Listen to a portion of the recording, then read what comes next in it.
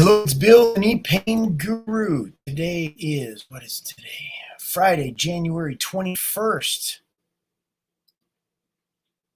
2022. Almost like 2021.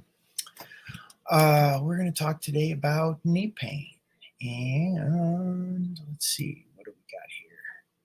Can a fight or flight response last for years? That is the question. And what we're talking about, a fight or flight response, is whenever there's an initial injury or surgery or some sort of trauma that the knee experiences, the body experiences, that it gets stuck in the neurology. And we're going to dig into that today. Make sure to give the video a thumbs up, like and subscribe to the channel. Turn on notifications for future videos. Okay, let's dig into the question today. The question is from Deborah Rettig. Can a fight or flight response last for years, or at some point does it become a different issue? I stay in the same situation and never get going. Not enough to be full arthrofibrosis. I can force range of motion when doctors push the ankle back. They say I have the range, but I also have an interior nerve damage and the pain keeps me from pushing it myself.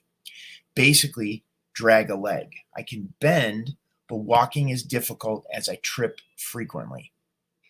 So, Deborah, yes, absolutely. And there's layers to this game.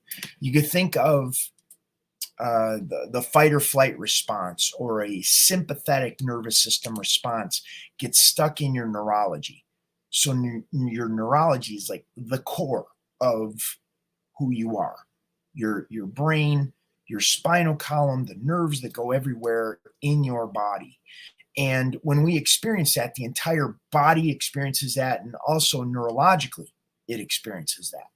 And that can get stuck like a snapshot. You take a photo of what happened in your neurology at the moment of the injury. And what ends up happening is, as we go back into our life, we try to function normally. It doesn't quite work right. We don't feel normal. Not because what the doctor did, like if you had surgery, or what the physical therapist did, that doesn't have anything to do with this trauma that gets stuck in your neurology on a deep level. The key, in order to change these patterns, and this is when I work with clients that they're trying to get the range of motion back in their knee, or they're trying to relieve the knee pain. The conventional model is looking and talking about everything else except this fight or flight response, or this trauma that gets stuck in the neurology. Now, your neurology is what sends the signal to the knee, to the muscles in the leg, to every cell in your body as to what to do or not to do. And when your body is in this, what was the state that, the fight or flight response. When the body is stuck in this fight or flight response, it isn't able to let go of those tension patterns that will allow the range of motion in the knee to return. And you'll end up not only compensating in the knee, but the rest of the body as well.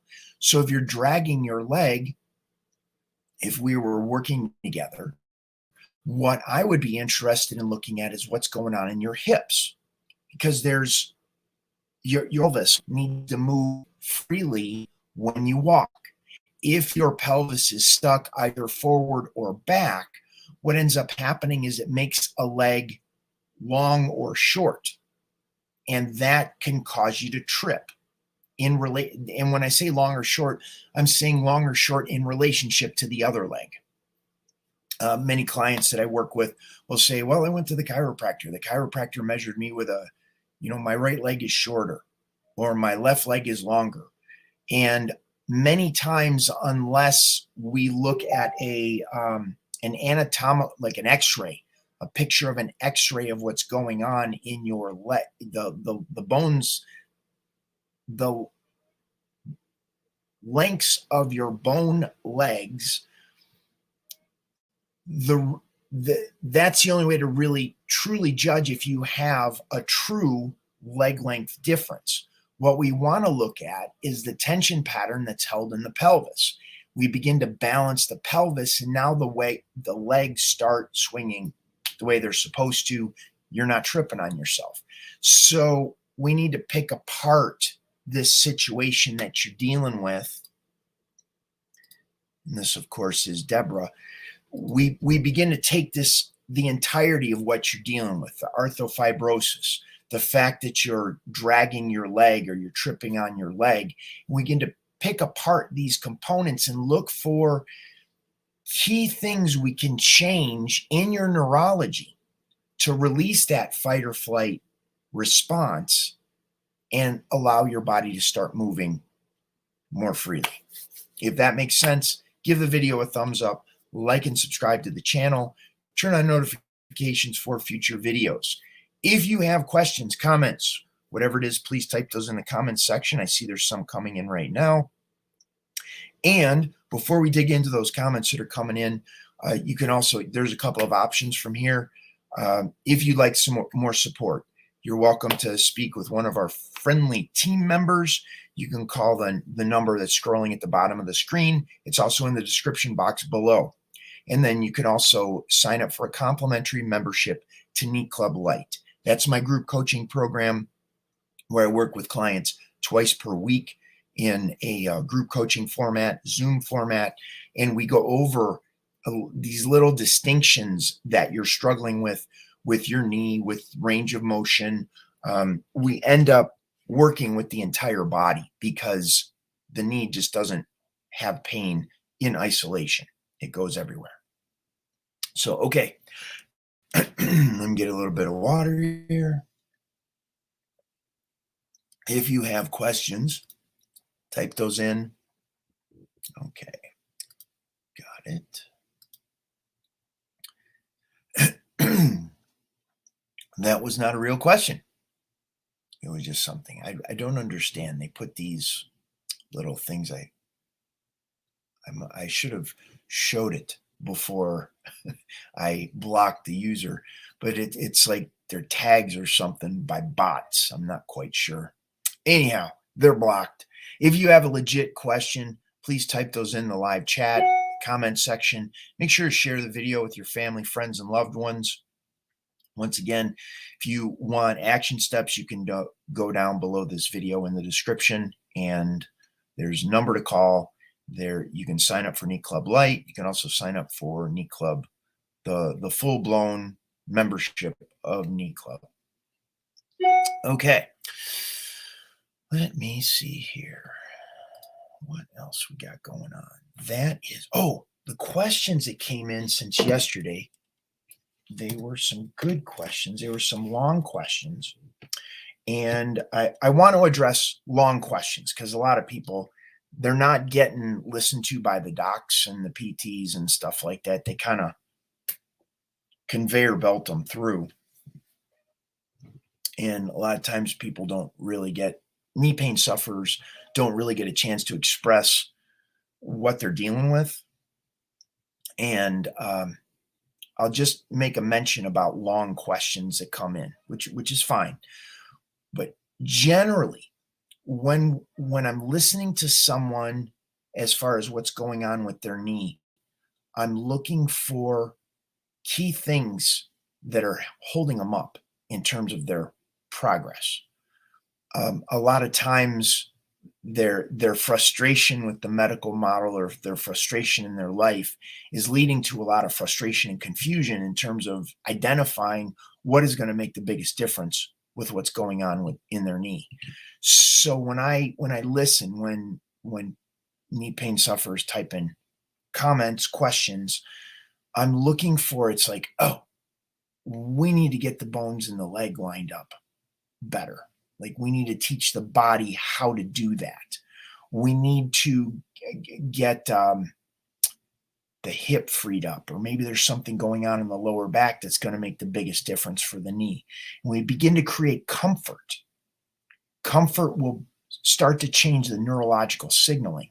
And many times it's like tapping the first domino and all the dominoes get knocked down, it's not because you had to work really hard to knock down all the dominoes. It's just that you hit the first one, which was going to make the biggest difference with all the rest of the dominoes. So whenever you type in questions, I'm really looking for that little, I talk about it in my program. It's called the Pareto Principle, the 80-20 principle.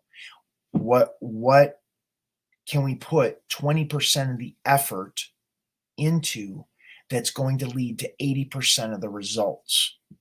And that's why so many people get frustrated, because they're putting in many times 80% of the results, like strengthen the muscles in the legs, push through the pain, no pain, no gain. Pain is weakness leaving the body. They're in that mentality that as long as they continue to push and push and push and push and push and force the range of motion in the knee, that somehow they're going to get out of pain. So when we begin working in Knee Club, we're only looking at the little bit that is going to make the biggest difference in how your knee feels today. And we do that again the next time we talk, and the next time we talk. And these little bits of effort that you put into relieving your pain functions like compounding interest. So what we talk about this week is going to be significantly different than what we talk about next week and how your knee feels, and the week after that, and the week after that. And when we build on these fundamental principles of comfort and setting up the conditions in your body that your body can heal itself, then how your knee is going to feel in a month, 2 months, 3 months from now is going to be so drastically different than what it is today. It's going to blow your mind. Anyhow, that's what I got for today. If you're watching the replay, please type in your comments as I use those for future videos. We do these Monday through Friday, one a day. I got a video for you to check out right here. You can watch here at the end. Once again, make sure to give the video a thumbs up, like, and subscribe to the channel. Turn on notifications for future videos. Okay. Thank you so much for being here. This is Bill Paravano, the Knee Pain Guru. Have a wonderful day, and I will see you Monday.